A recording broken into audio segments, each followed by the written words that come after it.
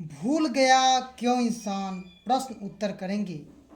पहला प्रश्न है, कविता का सारांश अपनी भाषा में लिखिए। उत्तर लिखेंगे, प्रस्तुत पाठ हमारे हिंदी पाठ्य पुस्तक किसले से लिया गया है।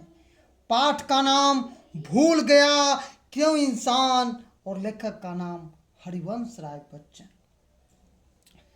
हरिवंश राय बच्चन द्वारा लिखित इस कविता में कवि मानव को अपने कर्तव्यों को याद दिलाता है। कवि कहता है, इंसान यह क्यों भूल गया है कि सभी मनुष्य का शरीर मिट्टी का बना है। यह शरीर नाशवान है, कोई जीव यहाँ अमर नहीं होने आया है। ईश्वर सभी मनुष्य को इस धरती पर जन्म लेता है और सबके ऊपर आकाश की निर्मल छाया समान रूप से पड़ती है। यह नव सबको एक ही प्रकार से अपनी छाया प्रदान करती है।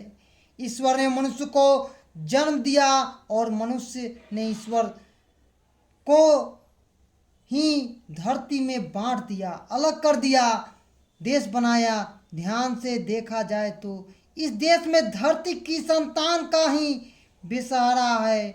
कवि आगे कहता है कि माना कि देश अलग अलग है, इन देशों में रहने वाले का वेशभूषा, खान पान, रीति रिवाज सब अलग है, लेकिन सभी मानव के शरीर में तो एक ही प्राण का वास होता है।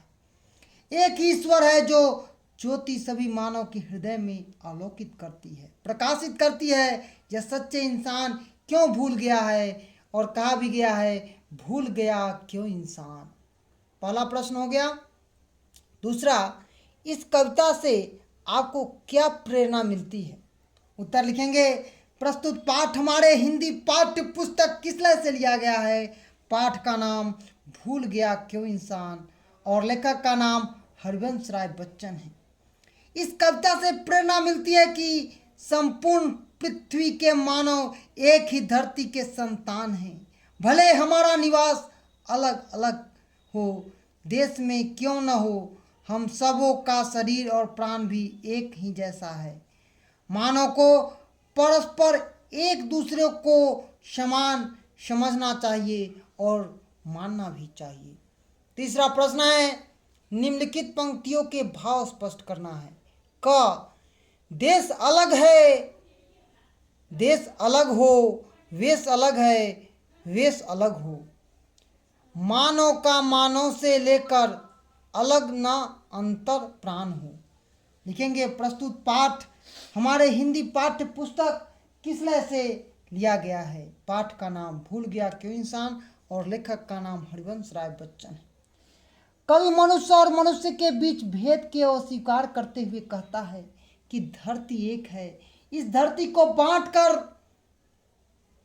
अलग अलग देश हमें बनाना नहीं है। अब देश अलग है तो वहाँ की वेशभूषा भी अलग हो सकती है, क्योंकि इसका निर्णय भी मनुष्य अपनी सुख सुविधा के अनुसार, स्थानीय प्राकृतिक और जलवायु के अनुसार मानता है। पर सभी मनुष्यों में अंतर में एक ही प्राणवायु का संचार होता है।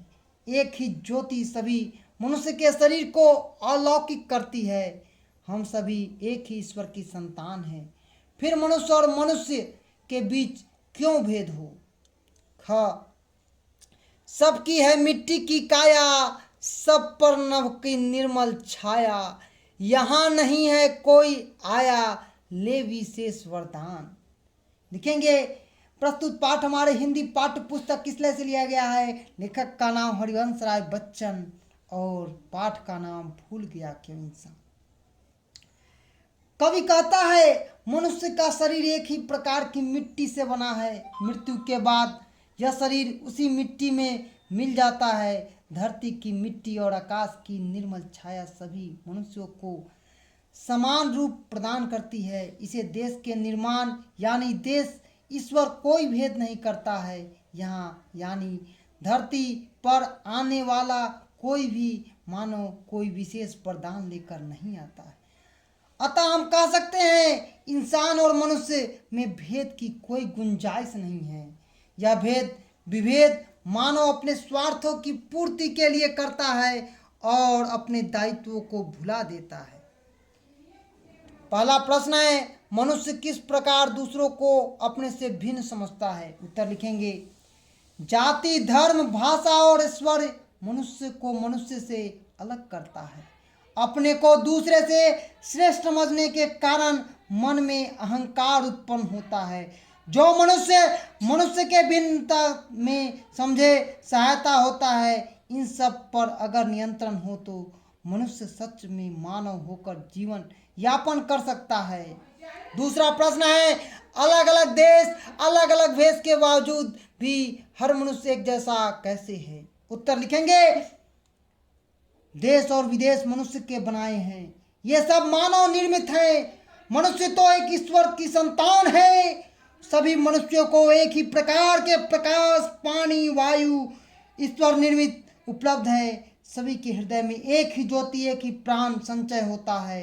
अतः सभी मनुष्य धरती की एक संतान होने के कारण एक है। अनेक भाव मनुष्य ने स्वयं बनाए हैं। ईश्वर ने सबको मानव बनाया है, सब कुछ करने के लिए। इसीलिए कहा भी गया है, भूल गया क्यों इंसान। तो आज हम लोग भूल गया क्यों इंसान का प्रश्न उत्तर किए हैं। धन्यवाद।